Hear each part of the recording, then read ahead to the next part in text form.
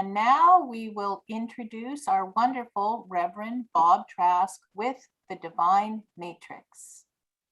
Good evening, good evening. You see that I've got my beautiful trout cap on tonight. You also see a little bump on my nose. If I didn't have my cap on, you'd see a lot more bumps. Oh. So to save you from having to look at all that, I'm going to wear my favorite cap. This is my trout fishing cap. So let's all get together now and go into a meditation and see if we can just let go of our bodies and our deals, our chores, our business, our duties, all that stuff. Just let it all fall away. So if you will, I'd like for you to take a deep breath. It doesn't have to be real deep, but just a full breath in through your nose. Hold it just a little bit, then let it go. You can let it go through your mouth, which is good. Or if that doesn't work for you, out through your nose is fine. But as you do that, and I'm going to be quiet for just a little bit and just let you do that, a couple of things I want to mention. One, don't think about anything. Don't think about your breathing. Just pay attention to it. Just be aware of it. Be aware of the air coming in. Be aware of the pressure inside as you hold it just a little bit before expelling it. Be aware of your body just falling into total relaxation as it goes out. And be aware of the period of time when it's gone out, that you feel yourself sinking deeper and deeper into peace. So a breath in, hold it a little bit. Let your body relax and just fall away as the breath goes out. And then in that period before you breathe in again, just find yourself sinking into deep peace.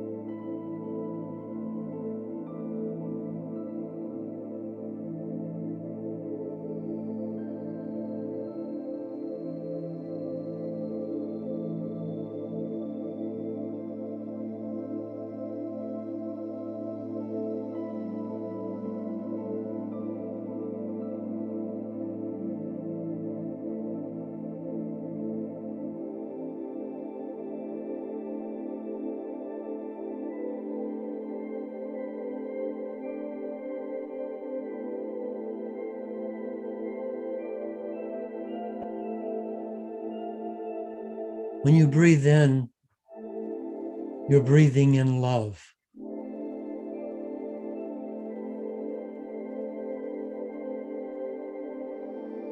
You're breathing in love, which is power, which is the grace of God.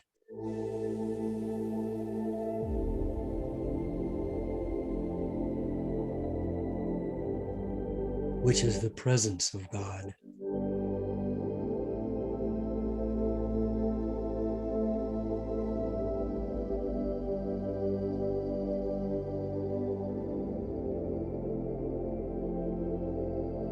And as you breathe in the presence of God, you're filled with Holy Spirit.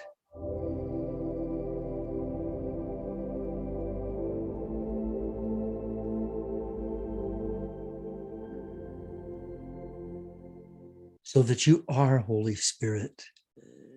Holy Spirit is in you, as you. The grace of God is your presence in this world. You are a divine light. There never has been nor never will be another you. You came into this incarnation, into this land of people and animals and trees and mountains and seas. You came here with a purpose. And the purpose is simply to be you through all of the different trials and all of the different challenges, to just be you.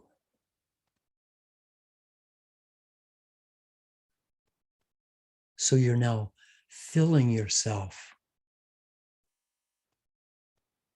with that beautiful grace, so that your body, from the tips of your toes to the tips of your fingers to the top of your head, is beaming with grace.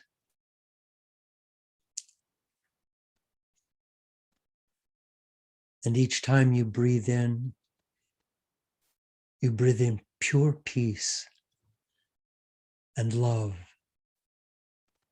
and joy. And each time you exhale your own special light, of which there is no other, into the world. And every part of the world, from the tiniest chipmunk to the tallest stag standing on a high hill, to the great blue whales, to a child just now being born in the Soviet Union. Everyone, everything is touched by your presence, because you are divine. And there is no part of existence that is not you. So let us now together just sink into that great sea of grace. Just sink into God's grace, into that great sea of consciousness, and let yourself just drift with the currents down, deeper and deeper and deeper. And as you go deeper, you would think that it would get darker, but in fact, it gets brighter, because you're going closer and closer to the source of the grace, to the great creative heart. Deeper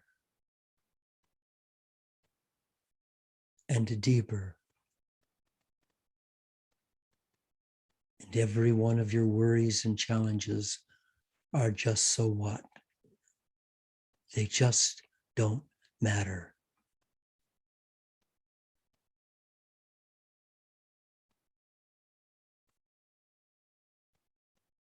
You are loved.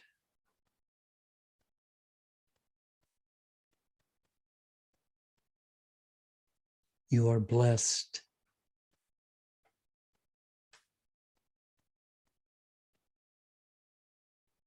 You are safe.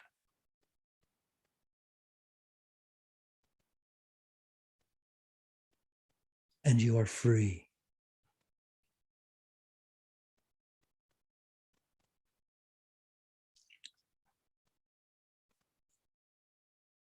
And all life in all of its forms are around you. All life is around you and in you, as you. And that worrisome person who you used to be is now gone. And you are one with a creative heart of eternity.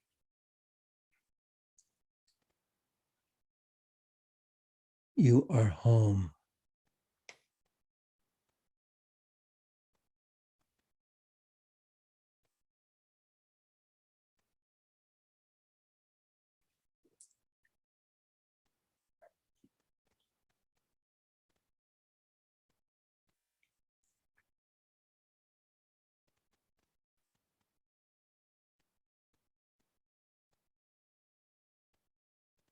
You are safe.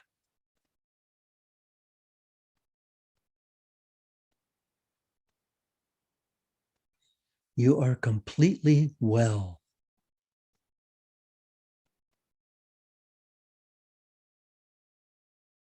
You are completely well.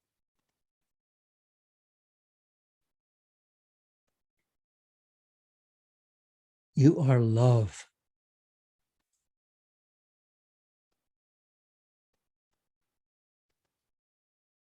You are joy.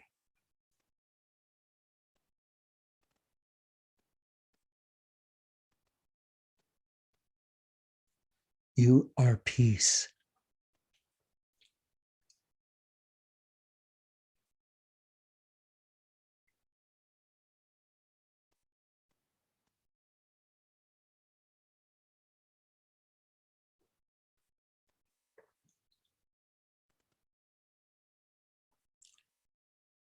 I'll be quiet.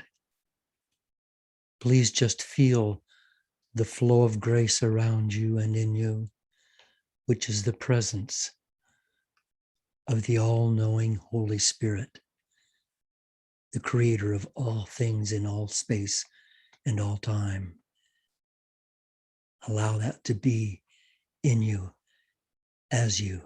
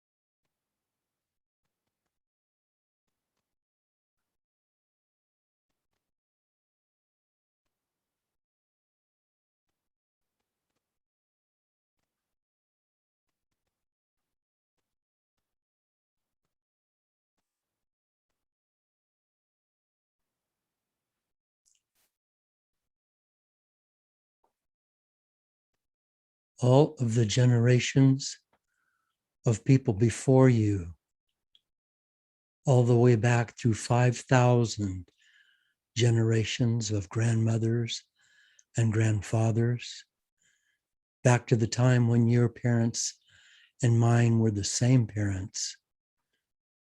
All of those people are now looking at you from the other side with deep appreciation for how you have carried forth the torch that they passed you down through the centuries. You are so loved. You are so blessed. You are safe. You are free.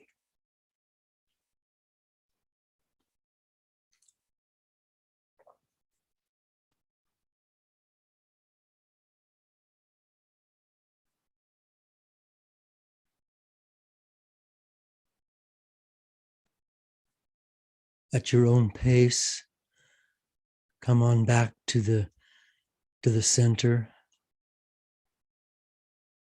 and let your eyes come open, but don't rush. Welcome back. We're going to have a wonderful evening together. This is going to be really good.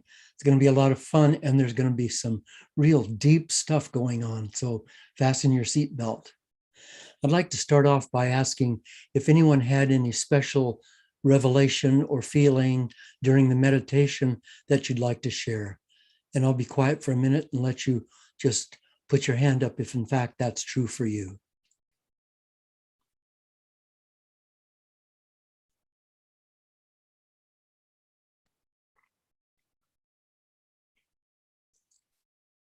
Okay, then we're moving on to discussion of chapter 7. Chapter 7.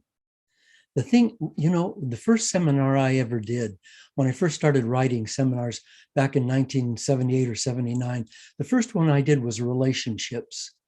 And I started the seminar off by saying, relationships are everything. There's nothing in your life that is not a relationship. And then I went on to develop scads of other seminars, 40 or 50 different kinds of workshops and seminars. And still, the only thing I was ever teaching is relationships, because our relationships are everything in our lives. They're the proving grounds for our life experiences, and we ignore them at our peril. We get to thinking that we're solitary, and that what we need is is things from other people. But as we've learned in the divine matrix, what we put out, what we reflect out is what comes back. I don't know whether you've ever seen the NPR station that shows Dick Proenneke in One Man's Wilderness, who built a cabin in the wilderness of Alaska and then lived there for 30 plus years. I took a group of people into the lake where he lived, and I went to see Dick, excuse me, and saw him in his cabin and spent a lot of time with him. And then after that, we wrote to each other for many years. Dick Proenneke, at somewhere around 50 years old, he was an engineer, and he decided that he wanted to go into the wilderness and build a cabin and live alone in the wilderness with just the bears and the wolves and the eagles, and just be alone. And so he did. He went alone into the wilderness and he built a cabin. And some people might think, well, here's a guy who didn't really need relationships. But in fact, Dick Proenneke not only relied on relationships, but because he was at the pivot point, he was the hub of a great wheel. He was radiating relationships out to so many people around the world. John Denver was a friend of his. Many stars visited Dick Proenneke. I did not know that until just very recently.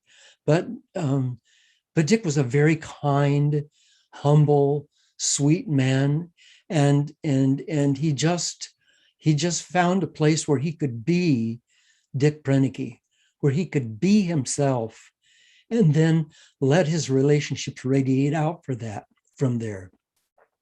Writing letters, getting letters, and he wrote to me a few times and said, I came here to be in the wilderness, but I spend so much time writing letters and answering mail. And eventually I saw that was a burden to him. And I stopped being one of the people that he wrote to, because I didn't want him to be burdened by that. But let me tell you that when I first met Mary, she said, and when we began living together, she said, every night before I go to sleep, I read a chapter of this book. And his original book, One Man's Wilderness, was day by day, April 1st, April 2nd. It was day by day. And what he did that day, whether he made some special sourdough or whether he tracked some wolves or what he did. And so each night before we went to sleep, we read that a passage from Dick's book. And I found many other people did the same thing. And we've given that book to so many people.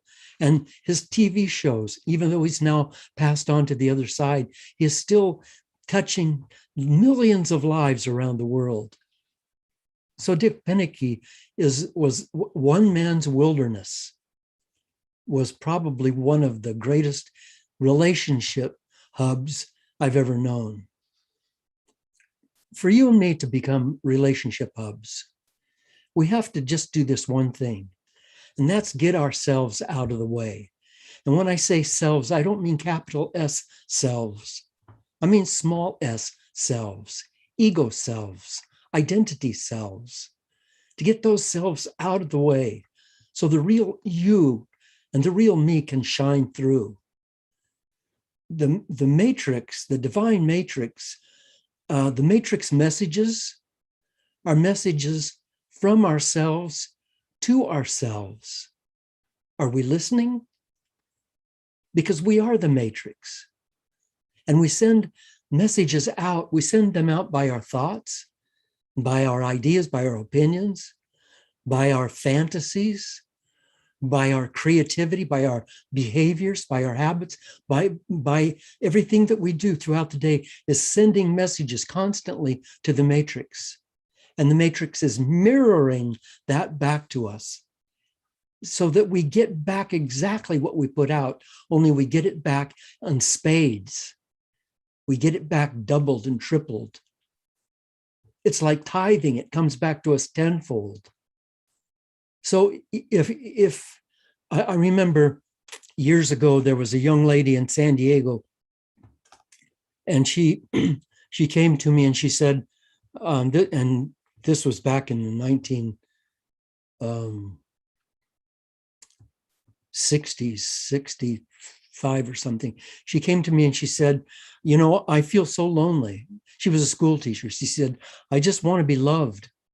I just want someone to love me. You know, I teach the kids and I do my best, but I want someone to love me. And I heard myself saying, believe me, the things that come from me are not from me, but through me. Just let's be clear on that. This isn't the genius of Bob Trask. It's the genius of Holy Spirit speaking through. But I heard myself say to her, then here's what I want you to do, Janet. I want you to go out and love as many people. Give your love away with both hands. Find how many ways you can love people, how many people you can love, and how many ways you can love them. Not too long after that, she opened a kind of an orphanage in Mexico. And she dealt with blind kids, and she dealt with deaf and dumb kids. She dealt with families. She did so much good work, and she was so filled with joy. And all she had done is she started looking for places where there wasn't love and putting her love in there. She found out that there were places in Mexico where deaf mute kids were actually kind of locked in a closet because their families were ashamed of them.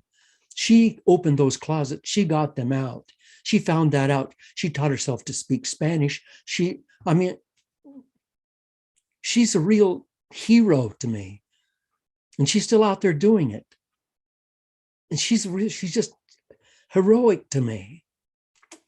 Because what she did is she said, I need, I want, and I don't have, and I need. And I said to her, or the Holy Spirit said to her, then send that message out, reflect that message out to the divine matrix, and it'll reflect back to you. And of course it did. And of course it did. So those things that we think that we need to be giving those things. We need to be being the change we want to see in the world and in our lives and in each other. Be the change you want to see in me and in your spouse and in your children and in your friends. Be the change you want to see in them. Be the change you want to see in the world. That's sending a message into the matrix. The matrix messages are from ourselves to ourselves. Are we listening? The path of enlightenment is seeing oneself in the mirror and without blame, assessing the need to change. Let me say that again. The path of enlightenment, which we're all on, is seeing oneself in the mirror and without blame, assessing the need to change. Because see, the thing is that life is change. Life is change. And if we're not changing, we're not growing. And if we're not growing, we're not available to the world. We're not an asset to the world. We're not an asset to our families. If we're not growing, we're not changing, we're not growing. And if we're not growing, we're not an asset. We're a deficit. We're a taker, we're taking up space. So be willing to challenge life. You know, we overcome fear by recognizing the patterns that allow it to exist. We overcome fear by recognizing the patterns that allow it to exist, the patterns within us, the patterns of our belief systems. Because the great big boogeyman is not coming for you. And all of the years that you and I have wasted, that we could have been giving love, and we could have been painting pictures or hiking in the forest or swimming deep under the sea, all those years that we spent worrying about what might happen. I've told you this before, but I love this little story. Pooh Bear is walking in the woods with Piglet, and the wind is just blowing. And Piglet says to Pooh Bear, "What if a limb falls on us and hurts us?" And Pooh Bear says, "What if it doesn't?" I love that. What if it doesn't? What if all those things that we imagine, that we're afraid of, what if they don't happen? What if they don't, the only way they even exist is because we hold them in our heart as fear? What if we let go of them? Then they'd have no reason to exist. And let me just say something about fear before I go on. Is that we could title fear several different ways. And A Course in Miracles and The Way of Mastery say that fear is the opposite of love, and that love is letting go of fear. And I understand that, and I realize it, and I agree with that, except that the kind of fear that they're talking about is not the kind of fear that keeps you alive. Like when you have a shot of adrenaline that makes your heart beat faster and makes you more alert, it's because you need to do something or be somewhere or behave in a certain way that'll save your life or save someone else's life, or that'll avert tragedy. That's fear. It's not the kind of fear they're talking about. The kind of fear they're talking about is terror, is panic, is dark doom, is that hollow aching of anxiety inside of you that paralyzes you, that keeps you from being you. That's the fear they're talking about. And boy, that's absolutely true, is that that's the opposite of love. But fear is energy. It's just energy. And that energy is available, but you can't fear when the fear comes. If it's pure fear, if it's the right kind of fear, if it's a healthy, holy fear, then use that energy of that fear to maybe accomplish something that you otherwise couldn't accomplish. We want to create things. We want to make something happen with our lives. Well, if we're going to make something happen with our lives that's worthwhile, it's got to be more than what we're doing right now, right? It's got to be something. I mean, I've already done this. I've already written all of these books, and I've already done all that stuff. I could just keep going on doing that. I mean, that's nothing. There's no fear in that. I need to do something more, something that stretches me, something that pulls me out of myself, that pulls me out of my ego self. And aren't you that way too? Don't you need to do something beyond your comfort zone? And it'll frighten you. It'll scare you. But in the act of frightening you, it will fill your blood with the kinds of hormones and alert your brain to the possibilities that exist around you. And that's active love. That's love in action. When you turn away from that love in action, you go into the paralysis kind of fear. Oh my God, oh, please help me, save me. Oh, I don't want to go. Oh, no. See, that there's no God in that. There's no Holy Spirit in that. There's no creator in that. And there really is no you in that. So we need to be able to overcome fear by recognizing the patterns inside of us that allow it to exist. Judgments validate beliefs, don't they? Don't our judgments always validate our beliefs? That's why we judge. I believe a certain way. I mean, I believe that real skinny guys with long beards and gnarled walking sticks are actually hippies in disguise or something. And my belief becomes a judgment. And then I judge something, and then judging it, I put it in a box, and I don't allow it to exist except in the box. I don't allow it to exist. I'm going to tell you a quick story. I was giving a speech once, quite a large audience, and I was really into my talk. And there was a guy like 2 rows back, and he was a big guy. And when I was talking, he was doing this, shaking his head. And then he'd reach over and whisper something to somebody else and shake his head. Then he'd cross his arms and look around and just shake his head. And I was getting angrier and angrier and more hurt. And I really wanted to just say, "Excuse me, sir, would you just leave?" And fortunately, that was pretty early in my career. After the talk was over and I signed some autographs and talked to some people, I looked and there he was coming up to me. And I thought, oh boy, here we go. And here's what he did. Here's exactly what he did. He said, "I want to tell you something. I've been looking for somebody like you my whole life. The things you're saying changed me tonight." And I was judging him because of my belief systems about me being rejected. You see what we do? There's this marvelous, marvelous garden out there. And sometimes all we see is the weeds. And if we only see weeds, then all there are weeds. So I'm going to ask you in your life to do nothing. Think nothing. Have no regrets, no revenges. Just be you.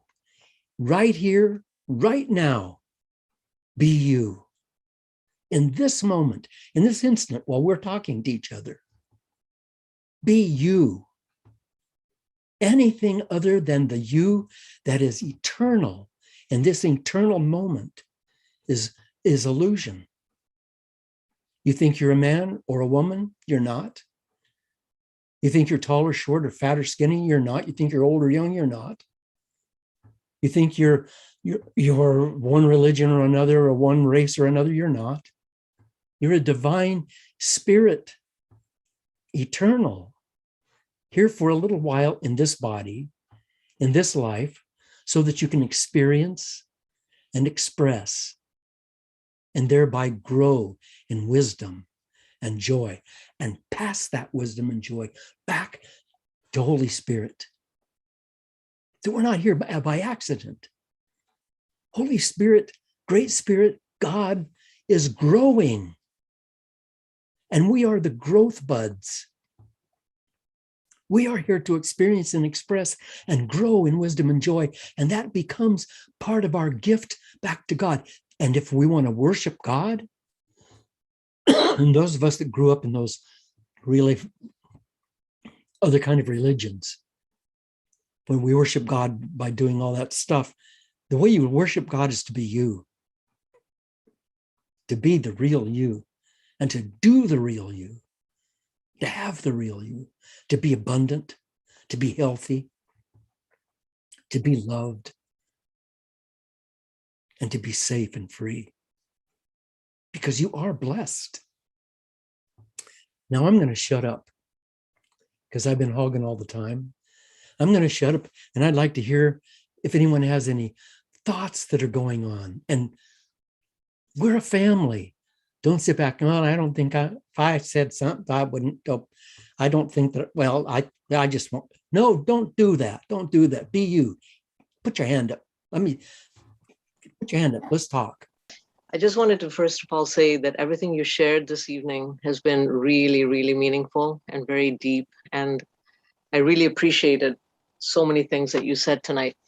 My question is about the one woman that you said came to you and had said that she was wanting to be loved, and you shared with her to go out and love others, and what she created in Mexico and how many people's lives she touched.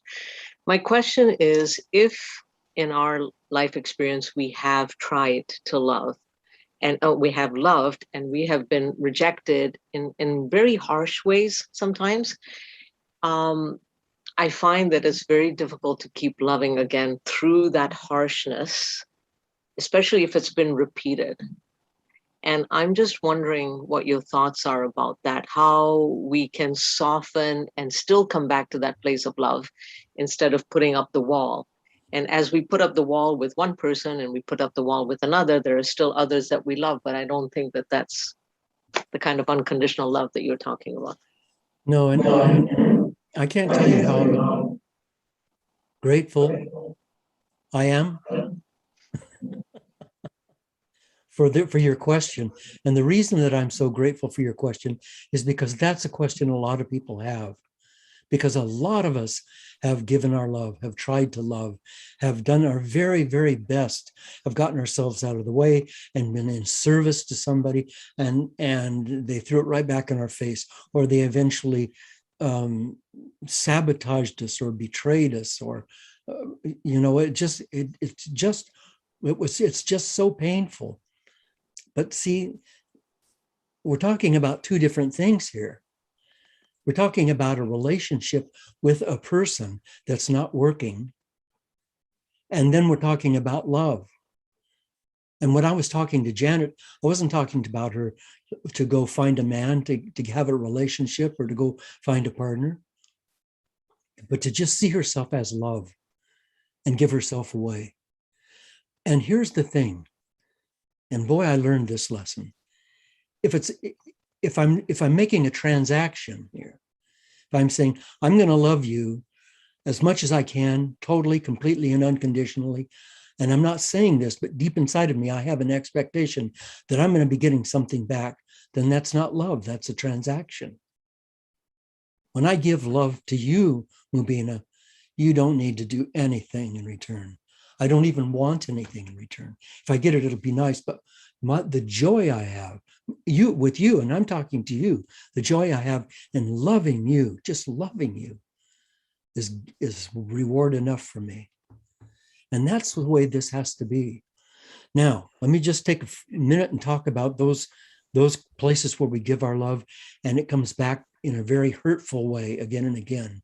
I've told this story so many times, and you've heard it so many times, but if you have a little kitten and you put him on your back porch and a coyote comes by, will it eat your kitten? Absolutely, it will eat your kitten. Then you can't trust the coyote. Yes, you can trust the coyote to be a coyote. There are people in our lives that will hurt us. And we try it this way and they hurt us. Then we try it that way and they hurt us. And then we think, maybe I'm not doing this right. Then we try it that way and we hurt us. And then you say, this is a coyote. I can trust this person to be this way. I now know that this person will be this way. Therefore, I will still love them, but I will not be in an intimate relationship, deep relationship where my heart is dependent upon them. You're worth more than that. You're worth way more than that. Is that so? Even if it's a family member we need to still have them that if they fall into that category, we should put that boundary up.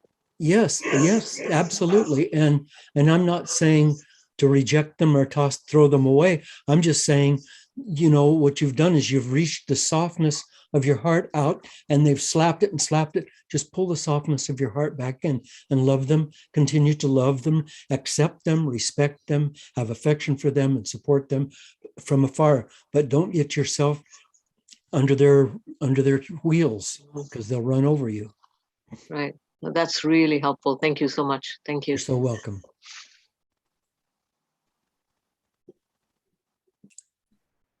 Gord, I'm sorry. Jump in there, my bud. Oh, great. Okay. Well, first, Bob, it's great to hear you. It's wonderful to see you. Well, part of the reason you can hear me is because I've got this magnificent new microphone. Yeah.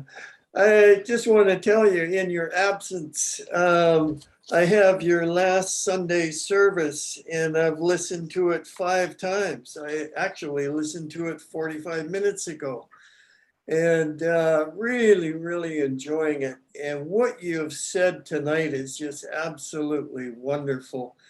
And what happened to me yesterday ties in exactly what you're talking about.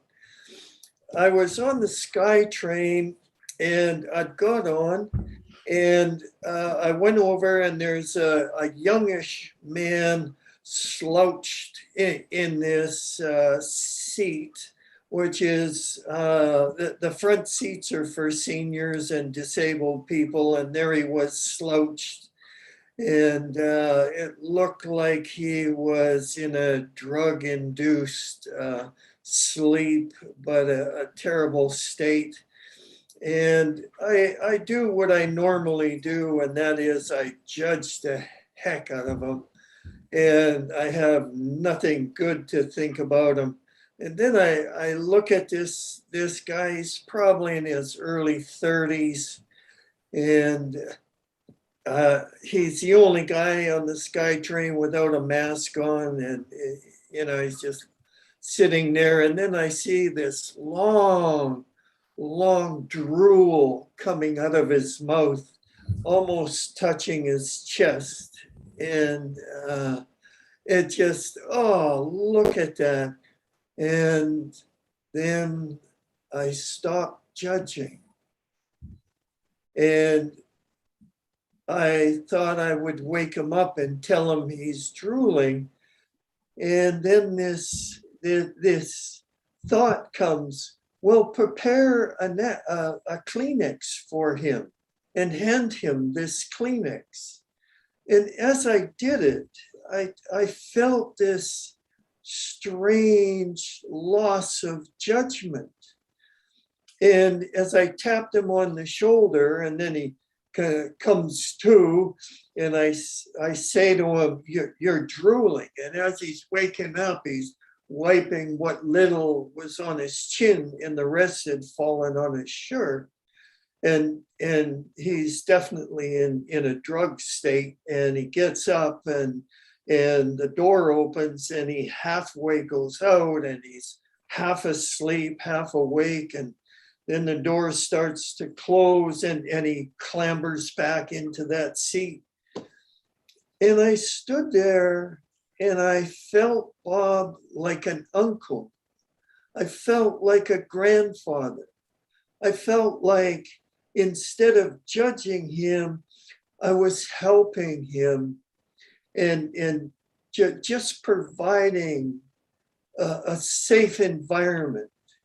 And had a handicapped person or an elderly person come on, I would have ushered him out of the seat. But what you're talking about already is exactly what happened to me. And inside me, it was like a fire slowly started, and I was filled with this warmth, like I had all of a sudden become a member of humanity. And it was it was wonderful. What a beautiful, beautiful story. Yeah. I love that story. You know, when you were first telling this story, I thought to myself, and you proved me right. I thought to myself, what he'll do because Gord has an incredible son, he'll say, this could be my son. And then how would I feel? And that's exactly what you did. You saw yourself as a father or a grandfather. And God bless you. See, that's the work we're here to do. That's the work we're here to do. And when we do that, then we find our purpose. Yes. Thank you, Gord. Thank you. And we'll go to Nancy. Thank you. I've just enjoyed you so much, and I just been so excited, and I just wanted to share my little story with you that happened last week. I have a cousin in Switzerland, and of course their nighttime is our morning time, and he said on Facebook, he was saying, oh dear, now I've lost it. Sorry about that. Okay. Got it. He was saying that he wished that his parents could come down and see how he was doing. He's in his 80s, and he just wanted them to come down and just see how he was doing and know that everything is all right. And all of a sudden, my hands went to the keyboard. And if I could just read this little story, and this story is true. Okay. Please. It's about me on a trip to Australia, but I'm writing this to my cousin. And I said, feel them on your shoulder, hear them whisper in your ear.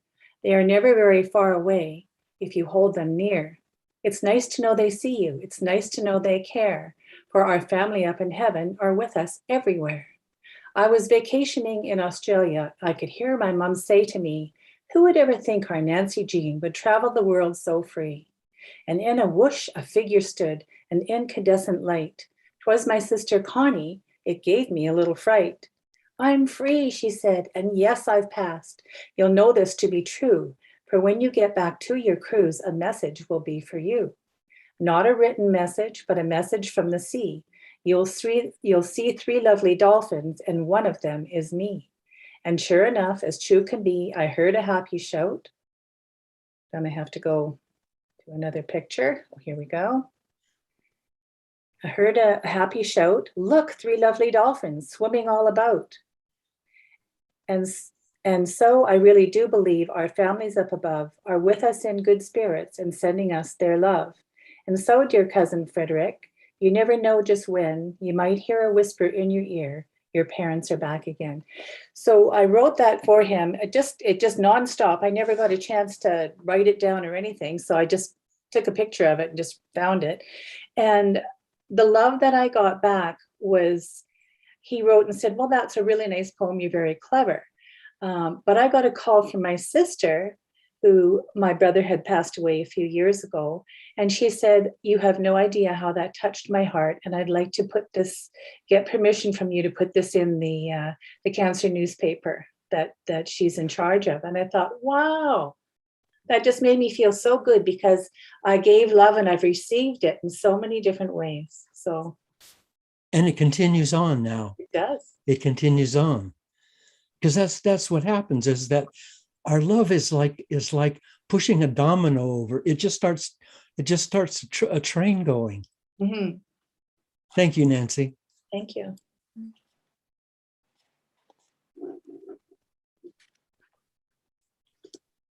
Mary Lynn. Yeah, there's Mary Lynn. Oh, hi there.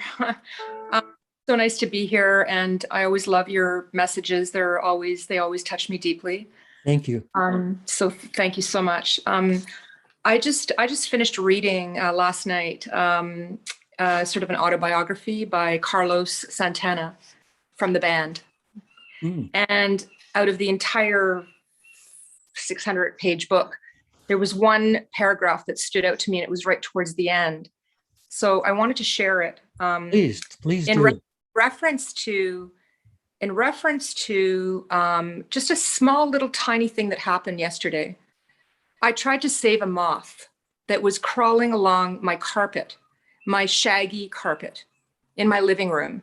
And so I saw it struggling along the shaggy carpet, and I thought, well, I'm going to put a glass, like a drinking glass over it, drag it carefully off the carpet onto the floor, and then put a paper under it and then basically transport out and let it fly free from my balcony.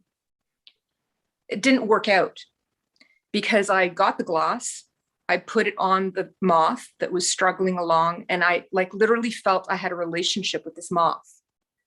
Even that momentary relationship with another living being. And I so carefully tried to like push along the glass, and I ended up, I guess the edge of the glass caught its wing, and I ended up literally destroying the moth. And there was some yellow liquid that popped out of its interior, and I was just devastated. Like, not like I had killed another human being, but it really struck me that, wow, I have the power to let another being live or die, and I just screwed up. And I felt really sad. And so anyway, it's, I guess what I'm trying to say here, and I'm going to read this little passage from Carlos Santana, but I think what I'm trying to say is I learned this little lesson in that little tiny instant that I have to be more careful. I have to be way more attentive, slow down, and be more careful with others' presence, whether it's a moth or another human being. Slow down, listen, watch, be aware of small nuances so that I know exactly how I'm coming across, how I'm affecting others, and how I'm allowing their experience to be positive or destructive. And I guess I'm a person that has, I'm a poetic kind of thinker. So this had a huge significance for me, that little tiny thing that happened yesterday. So you can figure out how this relates, but I know it does relate, is this tiny paragraph from Carlos Santana on page 480. He goes, "My philosophy is that being conscious means knowing that you are a creator. Yes, there's the supreme creator, but he gave you free will so that you can be the creator of the movie that is your life. Be that creator, work with what you are given." And I know some people might not see the relationship between that story of the moth and that little paragraph, but I sure do. Yeah, I do Because too. I already know you well enough to know that that's who you are. That is who you are. That is who you are. So you need to find those people who are victims and uplift their lives. Yeah. I'm the one that asked about the orphanage, and I came very close to working in an orphanage in Mexico, but things went sideways. I speak Spanish fluently. I lived in Mexico for 5 years, and I think I'd be very interested in contemplating at least going to check it out, and know that the power of all the suffering I've had can be flipped towards the power of embracing and empowering other people. Absolutely. Absolutely. And that's your purpose. And that's why you've gone through so much pain, is because it not only toughens you, it deepens you. And that's the purpose. That's what you're doing. God bless tough. you. That's me, tough and deep. Thank you. Thank you. Thank you. So the breakout question is, do you see how you were spiritually enriched by your dark nights of the soul? Do you see now how you were spiritually enriched by your dark nights of the soul? So keep that question. Be on purpose. We don't have a long time in the breakout rooms tonight, so be on purpose and